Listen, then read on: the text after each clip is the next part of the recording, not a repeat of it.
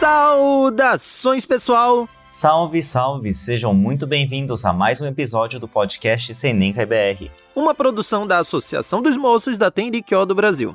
Hoje nós teremos mais um episódio de conversa com um ex-presidente do Senencai do Brasil, o nosso quadro Papo de Índio. E nosso convidado será o Akio Matsunobu.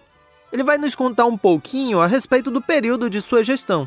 Para conduzir essa entrevista, nós chamamos aqui o Mikhail Ramicelli e você, né, Walter? Então é isso, chega de muita enrolação e vamos para a nossa entrevista. E começando por aquela rodada de perguntas rápidas, que é o bate-bola jogo rápido. Tudo certo? Roda a vinheta!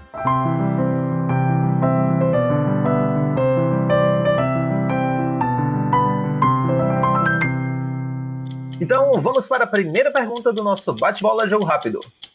Qual é o seu prato favorito e quem faz esse prato favorito do jeito que você gosta? Churrasco, eu mesmo faço. Oh, humildade, hein?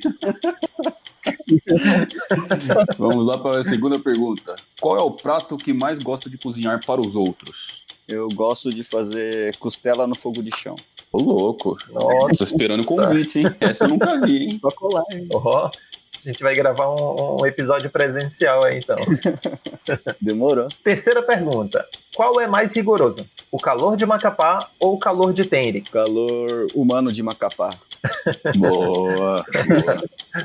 Isso é intenso. Vamos lá para a quarta pergunta. O que é mais difícil? Aparar a barba ou acordar para o Otsutome? Acordar pro estômago. Isso aí, sinceridade pura. E a nossa quinta pergunta. Escolha somente um. Fazer Inokushin de capinar durante 3 horas ou realizar uma palestra de 10 minutos? Capinar, sem dúvida. Capinar 3 dias do que fazer palestra de 1 minuto. Boa. Vamos para a sexta pergunta. Um veterano ou ex-presidente do Senencai que você mais se inspirou para realizar sua gestão? Geraldão. Geraldão é meu ídolo. Oh. Sétima e última pergunta. Descreva com uma palavra ou expressão a Associação dos Moços, o Senencai do Brasil. Convicção. Então a gente vai partir agora para a nossa entrevista. Primeiro, Akio, seja muito bem-vindo. Isso aí, seja muito bem-vindo, Akio. Muito obrigado. Conte um pouquinho para nós. Quem é o Akio Matsunobu? Boa pergunta. Quando eu descobri, eu conto para vocês. Bom, meu nome é Akio Matsunobu, sou natural de Marília, da igreja Marília.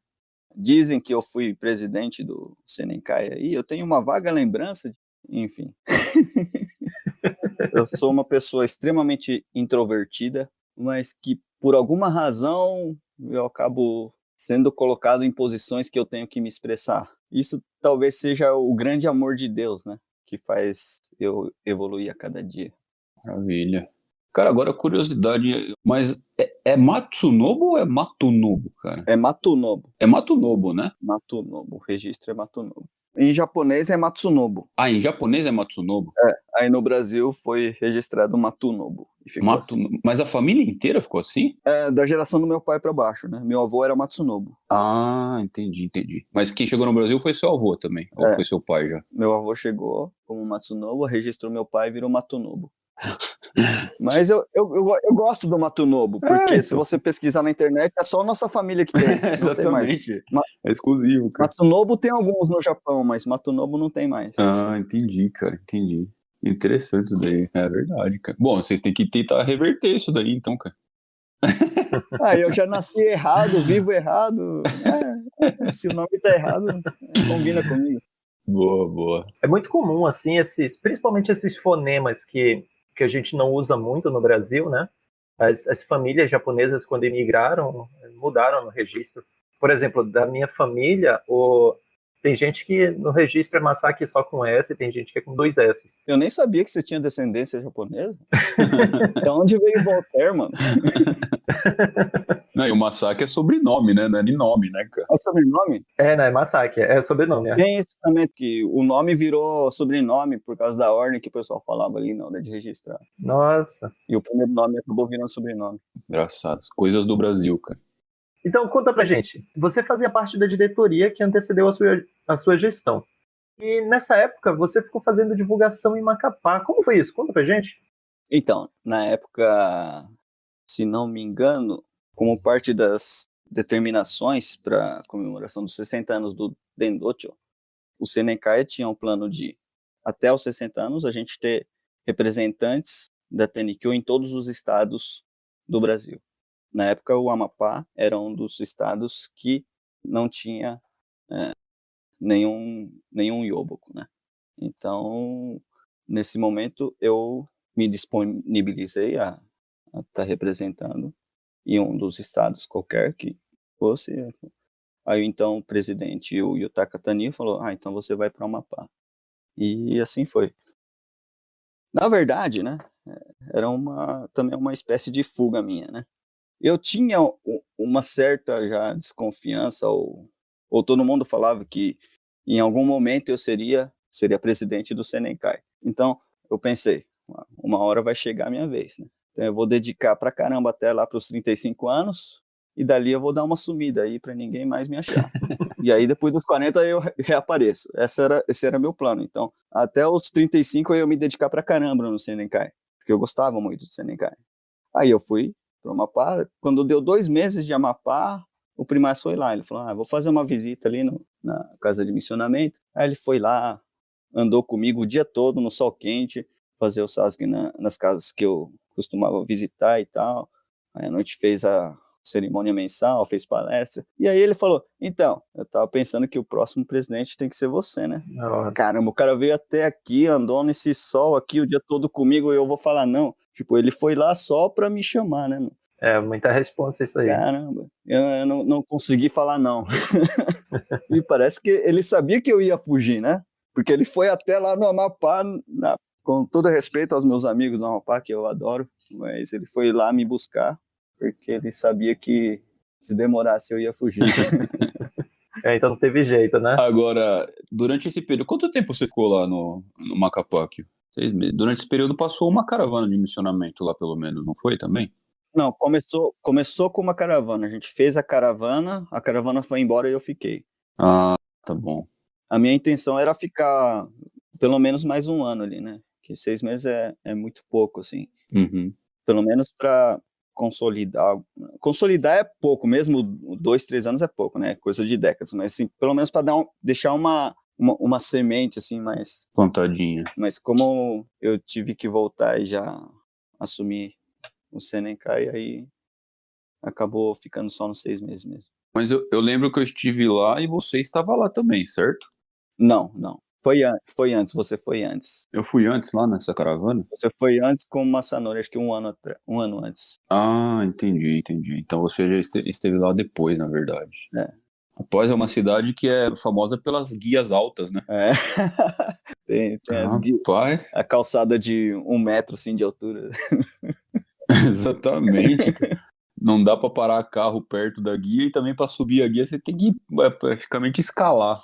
Mas é uma baita experiência, né? Nossa, deu pra se exercitar um bocado lá? Então, o Chotsu andou nessas ruas aí, escalando ali as guias. Eu levei na palafita ali também. É uma outra realidade, né? Bacana. Bom, vamos lá. No final das contas, você ficou quanto tempo aqui? Os 6 meses? Fiquei 6 meses. Eu voltei pra comemoração dos 60 anos do Dendocho. Aham. E já assumiu em seguida. E a minha intenção era voltar para o Amapá. Só que aí, em outubro, eu iria assumir a presidência, aí acabei ficando por aqui. Mas conta aí um pouquinho lá da experiência, então, do Amapá pra gente, hein? Então, você sabe que minha memória não é das melhores. Faz tempo isso daí, meu, porque outubro de 2011, né, que você assumiu, na verdade, né? Tem uma década aí. Então, foi um período, assim, de muito aprendizado e muito crescimento espiritual. E talvez, assim, de mais de autoconhecimento e de confirmação da minha fé, talvez. Porque todas as dificuldades que eu imaginei ter lá, eu não tive. Eu tive outras dificuldades, né? Geralmente é assim, né? Quando a gente se prepara para uma certa dificuldade, a gente não sente essa dificuldade, né? E o que eu mais senti lá, assim, eu andava o dia inteiro, fazia divulgação, eu voltava para casa e não tinha ninguém com quem compartilhar.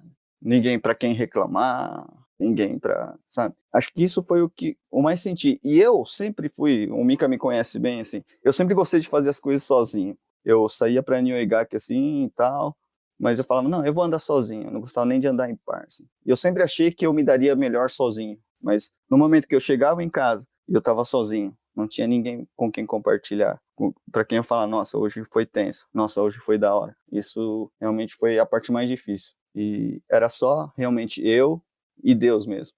E naquele momento eu vi que realmente eu tinha essa convicção, né? Acho que foi o momento que eu realmente fui testado. E ao mesmo tempo assim, né? A gente ver o quão foi difícil, né? A caminhada dos precursores, os primeiros que chegaram aqui para o Brasil para divulgar, né? Que além de tudo, não conheciam o idioma, não conheciam a cultura, e era só eles e Deus mesmo. Então, foi os 6 meses de maior crescimento espiritual que eu tive. Pô, baita aprendizado, hein, cara. Muito bacana, cara. Parabéns, mano. Você foi o cara, meu. Porque ir pra realmente num lugar que é muito longe e ficar sozinho assim é admirável. Parabéns, cara. Barra, né? Parabéns. Apesar de eu ter ido meio que para fugir também, né? Não, você viu que essa estratégia não funciona, então Não funciona, nunca funciona. não adianta. Legal, cara. Você já acabou respondendo anteriormente a pergunta, mas a gente quer saber agora um pouquinho do sentimento, né? Então conte pra nós aí, quando que você recebeu a notícia que seria o próximo presidente da Associação dos Moços, mas qual que foi o seu sentimento, assim, na hora? O que passou pela sua cabeça? O que você pensou? Eu senti que eu não estava preparado, que eu era muito imaturo ainda, e ao mesmo tempo, assim, eu não conseguia recusar um primaz que veio até ali me chamar para fazer isso, e quem era eu também, né, para contestar a decisão dele? Se ele acha que eu sou apropriado, talvez tivesse alguma coisa que eu possa contribuir, com toda a minha imaturidade, talvez essa imaturidade fizesse com que as pessoas ao redor tivessem que ser mais firmes, talvez. Então pensei, se realmente ele acha que eu sou útil, sendo como eu sou, vamos aceitar, né?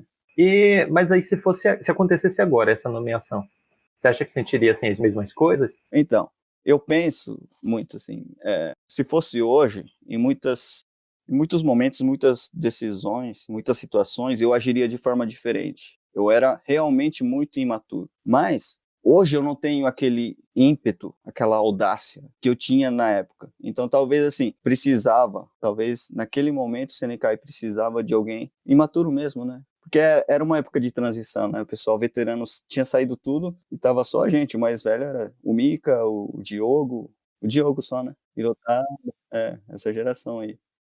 E eu era até um pouco mais novo que vocês, né? Não. Aí agora você começou a mentir, cara. É verdade, Mika, você é mais novo que eu, né? O Hiro é um ano mais velho. O Hiro é mais velho. Verdade. Isso, exatamente. Eu sou o caçula da turma aí, cara. Só tem cara de... Pelo menos dessa tem turma cara aí, de né? velho. A vida tá sendo dura comigo, mas tudo bem. Então, hoje eu tomaria decisões mais acertadas, mas será que talvez esses erros não fizeram a gente crescer? Então, sei lá, acho que foi como tinha que ser, né? Sem dúvida. Foi uma bela gestão. Na verdade, a sua gestão ela foi marcada realmente, né, pelo o que se é que podemos chamar aí de o início de uma nova era do Senenkai, né? Foi um momento em que tivemos até então os presidentes, eles eram nomeados praticamente quando estavam chegando já perto da data limite, né, de ser um associado do Senenkai. E você, como você falou, você foi nomeado ainda muito novo, né? Como foi isso para você, né? Neste momento pensando nisso, né? Então, eu assumi com 29 anos, quase uma década antes do que eu achava que eu poderia ser chamado para assumir, só que nos meus planos eu já teria fugido, né? E realmente eu me sentia muito imaturo e eu via, assim, dentro do próprio grupo da diretoria, pessoas muito mais preparadas do que eu. Inclusive você, Mika, o Diogo, né? Marcelo. Mas eu não sei, talvez sim, como era uma quebra de geração, assim, talvez tinha que vir, assim, realmente com um cara despreparado. Eu pensei dessa forma, assim, sabe? Que era o momento do Seneca errar. Talvez, a partir do momento que eu aceitei isso, que eu posso fazer errado, mas eu vou fazer, né? E a partir do momento que eu tomei essa decisão, acho que eu tive a coragem de realmente assumir e não me preocupar tanto, assim. Isso me levou a cometer vários erros, mas que também acho que acaba se tornando um aprendizado, né? como eu falei anteriormente, hoje eu tomaria muitas decisões diferentes, provavelmente saberia lidar melhor com a gestão de pessoas e tal, mas acho que aquela insegurança que acho que eu acabei fazendo todo mundo sentir naquele momento fez com que as pessoas se sentissem obrigados a se engajar um pouco mais. Ó. A gente não pode deixar na mão daquilo aí. E aí acho que começou ali a se formar, né, um grupo mais forte para as próximas gestões. Talvez esse tenha sido o meu única grande contribuição para o Senencai, né, preparar a próxima gestão. Através dos erros, sim, mas acho que foi alguma contribuição que eu consegui deixar. Não foi só essa não, cara. Você deixou muito mais contribuição aí. E eu sou testemunha realmente de tudo isso aí que você falou. Realmente foi um degrau bem grande aí que a gente desceu, mas foi superado aí com uma bela gestão que você fez aí. Foi exatamente isso que você falou. Acho que foi o momento de evolução de todos, né, da diretoria e dos associados também, por ter um líder tão novo na época aí. A próxima pergunta aqui, ó, na sua gestão, né, nós também tivemos 2 grandes eventos, né? Um foi em julho de 2012, com a participação de 70 pessoas no Corpo Internacional de Hinokishin em Odiba, e o outro em julho de 2013, um ano depois, na comemoração dos 60 anos da Associação dos Moços. Conte para nós um pouquinho aí de cada um dos eventos. Então, na época, por incrível que pareça, eu nunca tinha participado de um Corpo Internacional de Hinokishin. Eu tinha participado do Hinokishin padrão lá do Japão, com os japoneses, mas eu nunca tinha participado do Corpo Internacional. Como tinha determinação ali de 60 pessoas em virtude das comemorações de 60 anos do Senencai, não tinha como eu deixar de participar. Aí eu fiz ali um esforço para conseguir ir, e foi uma experiência realmente muito diferente dos Hinokishintais que eu participei, do padrão lá dos japoneses. Muito mais descontraído, alegre, às vezes até irresponsável, né? Mas, assim, principalmente, assim, aquela interação, né, com o pessoal de outros países, né? Perceber que em locais tão distantes, né, com culturas tão diferentes, né, a gente segue o mesmo caminho, é uma coisa muito inspiradora, assim, né? Aquilo foi uma experiência muito grande, assim, que também a gente levou um pouco, né, pro resto da gestão do Senencai. E sobre a outra pergunta é sobre os 60 anos do Senencai, que foi o momento mais temido de toda a minha gestão. A gente fez a loucura, né, de determinar a participação de 1.000 associados, numa época que a gente não chegava a 200 todo ano. Hoje, né, com toda a minha experiência, talvez eu não tivesse essa coragem, mas assim, acho que tinha que ser dessa forma, né? Se a gente determinasse 500, a gente alcançaria fácil, não se esforçaria além. E a partir do momento que a gente determina um número praticamente inalcançável e chega muito próximo de bater, eu tenho certeza que todo mundo que foi lá, foi 900 e pouco, todos os 900 e pouco que foi lá pensou, putz, tinha mais uma ou duas pessoas que se eu insistisse um pouco, talvez poderia estar aqui. Acho que esse sentimento de eu poderia ter feito um pouco mais, e olha, a gente quase chegou lá, essa mistura de uma satisfação com aquele sentimento de eu posso fazer mais, acho que é a medida ideal, assim. Lógico que na época eu não tinha essa noção, mas é uma coisa que a gente sentiu muito, conversou muito, e acabou fazendo a gente fazer um outro absurdo de determinação, né? Mas aquele momento, assim, foi um momento, assim, de muita satisfação, de ter chegado muito próximo, e de cada um ter sentido, nossa, dava. A gente, sabe, não era impossível. Foi um momento muito marcante da minha vida, e é um aprendizado que eu tenho até hoje, assim, sabe, de a gente não se acomodar, né, tentar buscar sempre passar um pouco o nosso limite, né, a gente acha que o nosso limite é em tal ponto, mas a gente pode muito mais, e isso hoje eu levo pra minha vida. Nossa, que bacana. Rapaz, você falando, eu começo a ficar emocionado aqui, lembrando das coisas. Realmente é verdade. A sua gestão foi também marcada por essa questão de metas, né? Foi a partir da sua gestão que a gente ficou alucinado com metas e mais metas, né? Fazer loucura, né? Depois disso nunca mais parou. Mas um fato muito relevante também durante os 60 anos foi essa questão da primeira vez que o Daisuke Sama veio ao Brasil, né? E isso talvez tenha sido o maior presente que eu recebi na vida, sabe? Porque a gestão toda para mim foi muito pesado, né? Pela minha inexperiência e tal, e tudo para mim era um peso muito grande que eu não conseguia carregar. E não foi diferente com o Daisuke Sama, só que foi um grande presente, né, na verdade. Hoje eu lembro, assim, com muita gratidão, a oportunidade de poder estar recebendo ele pela primeira vez, talvez a gente ter conseguido passar boa impressão, né, do Tenkyo aqui no Brasil, e também porque, na época que meu pai era do Senenkai também, ele acompanhou o Shimbashira atual, né, quando ele veio para o Brasil. Isso eu fui saber só depois, assim, sabe? Mas hoje, vocês sabem que meu pai retornou há um ano. Isso é uma das coisas, assim, que, de forma diferente, mas eu sinto que eu tô seguindo o caminho dele, assim. É uma das coisas que me emociona bastante, assim, sabe? De ter tido essa oportunidade de estar próximo ali do Daisuke Sama. Bacana, cara, muito bacana. Legal saber disso também. Muito bom. Foi realmente um momento inesquecível, né? Porque além do Daisuke Sama, na época o presidente mundial era o Shimba Shirasama, né? E veio também junto, né? Exatamente. Aquele dia, na noite anterior, né? Que ele falou, deixa eu bater o Kyoshige. Exatamente. Então aqui, ó, durante a sua gestão, a gente também teve uma reaproximação muito forte com as associações dos moços de outros países, né? Acho que tudo começou mais ou menos ali no Corpo Internacional de Hirokushin, que a gente teve contato ali com o pessoal do Senenkai de outros países, e a gente aproveitou aquele momento, a gente está próximo de comemorar os 60 anos do Senenkai do Brasil, e a gente já convidou lá mesmo. E foi, assim, uma reaproximação, né, porque há 10 anos atrás eles tinham vindo nos 50 anos do Senenkai, e a partir dali a gente começou a ter um contato mais próximo, né, e até hoje o Senenkai do Brasil tem um contato bem próximo com o Senenkai de outros países. E tem que ser dessa forma, assim, sabe?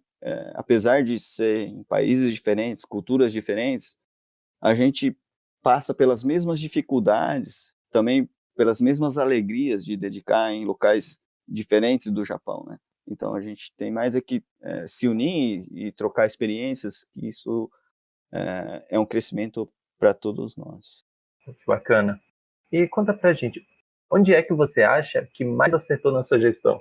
Porque a gente comentou aqui a respeito de grandes acontecimentos, né, que tiveram relacionados à associação, dos eventos. Onde é que você acha que mais acertou para isso tudo acontecer?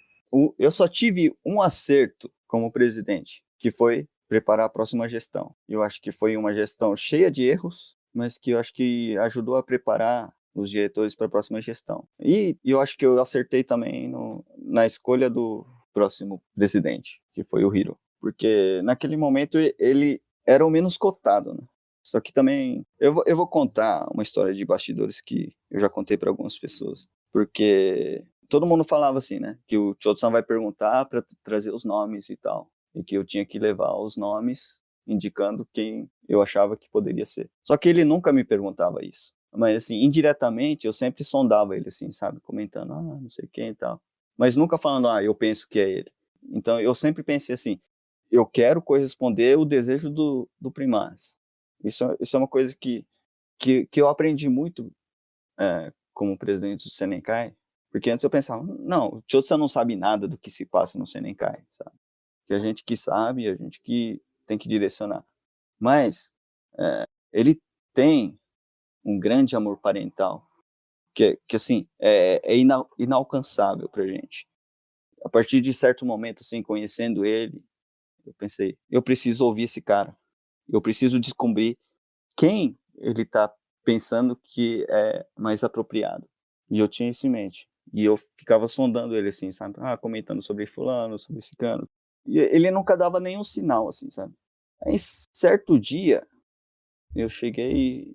ele falou do nada, assim, faltando 1 ou 2 meses, assim, sabe? Pro final. Ele falou assim, e aí, você tem alguém em mente?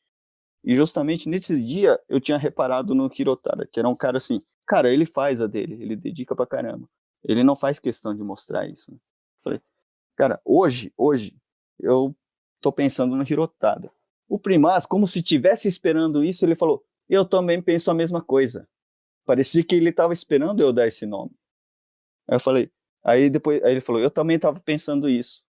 Mas por que você acha que ele é apropriado? Eu falei, não, por causa disso, que ele se dedica pra caramba, mas ele eu vejo que ele não faz para mostrar que está fazendo. Ele não faz questão de mostrar isso. E isso é uma coisa que eu admiro muito, né?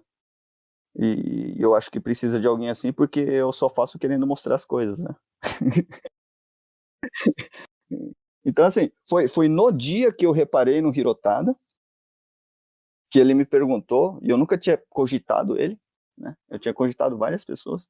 Ele me perguntou, eu falei, hoje eu tô pensando nisso. Ele falou, eu tava pensando nisso, caramba. E aí, foi, né? Se era isso que ele tava esperando, foi isso.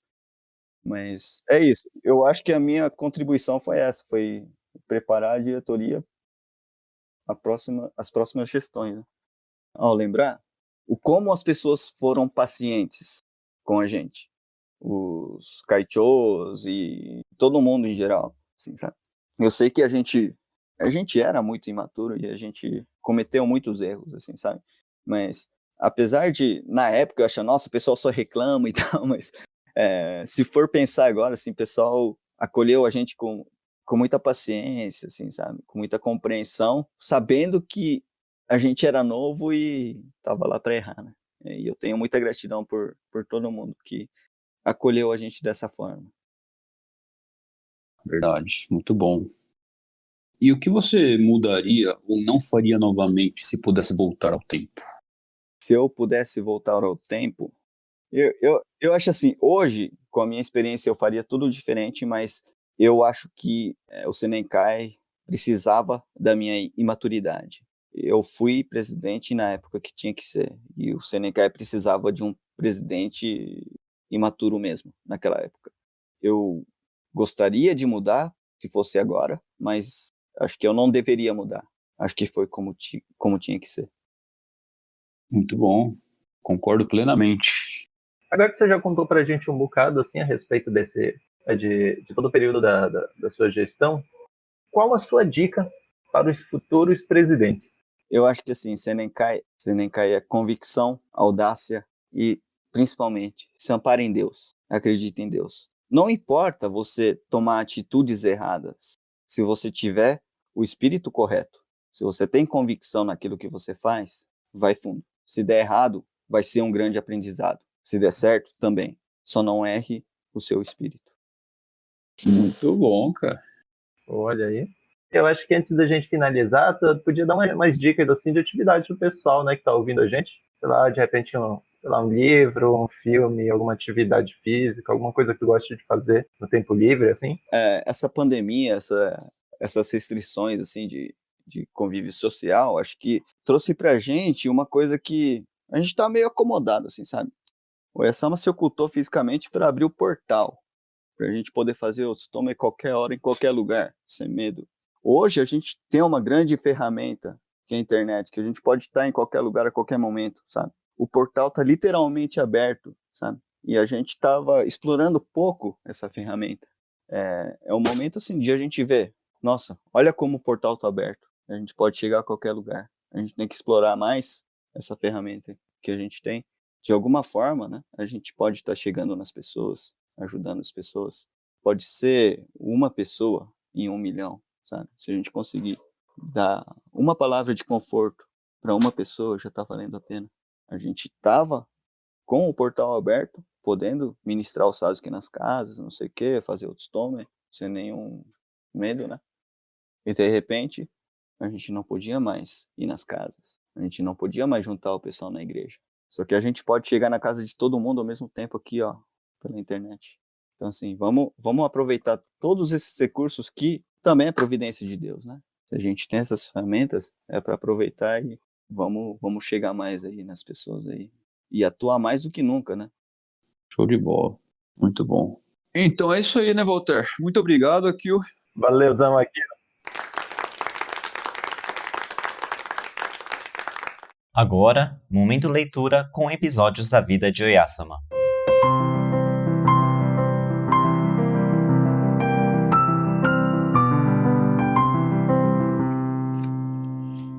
Pessoas que se combinam.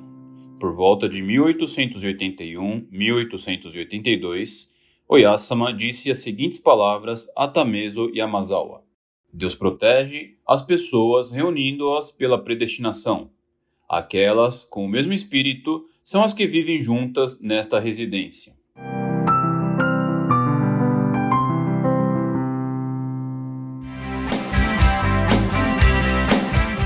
E agora, no nosso quadro de avisos, eu tenho um recado muito bacana para vocês. A partir do dia 26 de setembro até o dia 3 de outubro, faremos uma campanha nacional de doação de sangue. Tire uma foto no dia em que fizer sua doação e marque nas redes sociais, #TemIriquioNaveia. Venha conosco nessa jornada e vamos juntos salvar vidas. Juntos, podemos ajudar muito mais. E chegamos ao final de mais um episódio do podcast Senemca BR.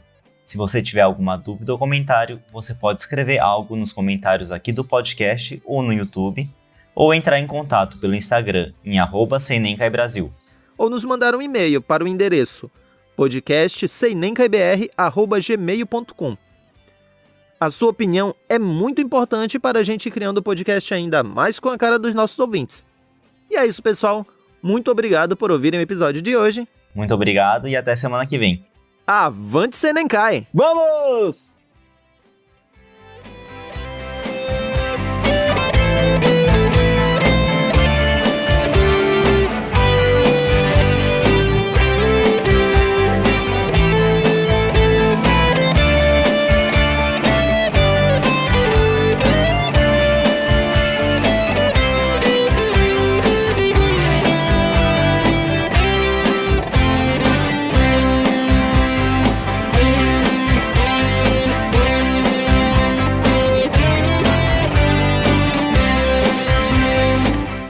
Foi muito forte?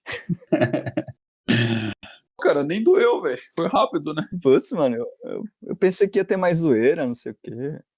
Ô, louco.